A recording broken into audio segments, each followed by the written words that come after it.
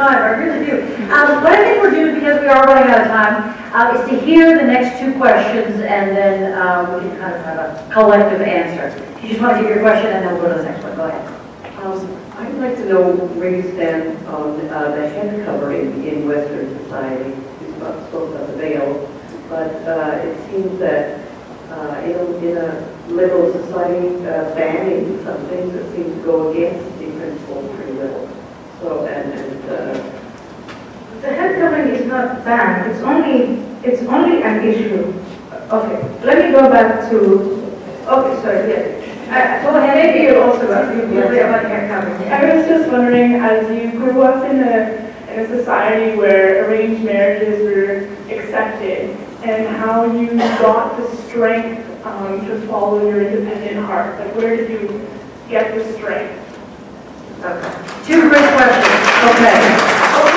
The second one is easier to answer. Where did you find the strength to get out of the society where forced or arranged marriages is the culture?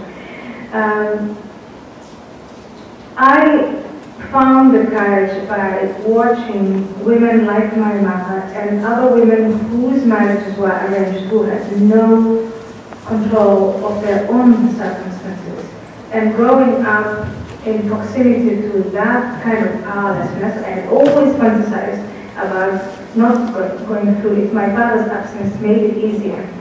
And when I found the opportunity to get away from that, I found the strength and the courage to get away from it. So it was much more. When I took the train in Holland, in Germany, and went to Holland in July of 1992, I didn't know what I was going to. I didn't have a plan. But I knew what I was getting away from. It was repeating my mother's life, and repeating the lives of all those other women I had seen before. And I thought, maybe if I just take this chance, I could do things differently. And I did do it differently. The headscarf, it's not the headscarf, the face cover. When I was a member of parliament in the Netherlands, between 2003 to 2006, there were so many times in my caucus that we talked about banning some part of the Muslim female dress. I never agreed with members of my caucus who said ban the headscarf, ban any manifest religious symbol. I never agreed with them, because not for religious reasons, simply because I think you should wear whatever you think that you need to wear, whatever it is that you want to wear. But knowing, and we discussed it, if you are an airline stewardess and you are asked to wear a uniform, you wear that uniform. But what if you say, I want to wear a burqa? Does Air Canada have the right to say that you're not going to, on the basis of your choice of attire, you're not going to work for us?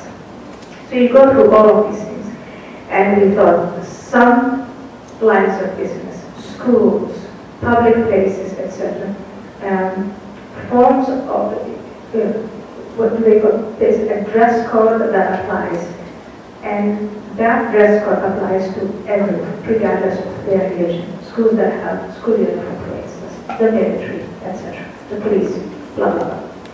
But there are other groups of people who say, I will pay for this, I don't need to be employed, none of that.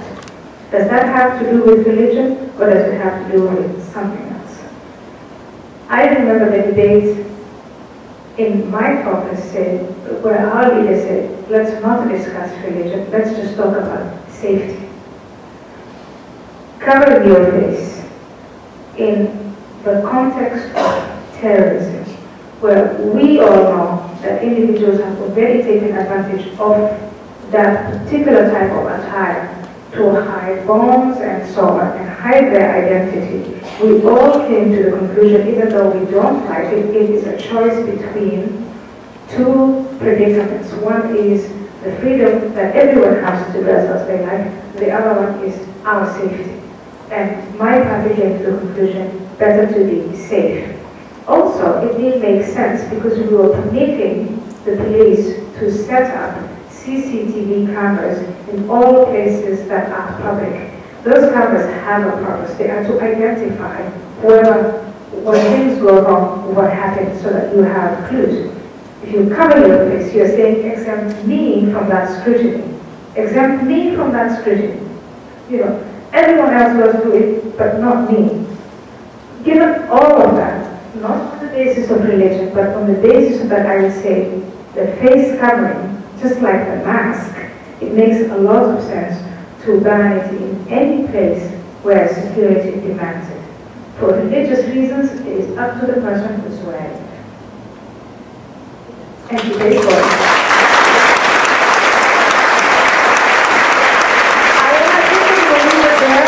People have books that they'd love you to sign, and we'll come up on the stage here and have you do that. But please, a round of applause for Ayaan Hirsi Ali.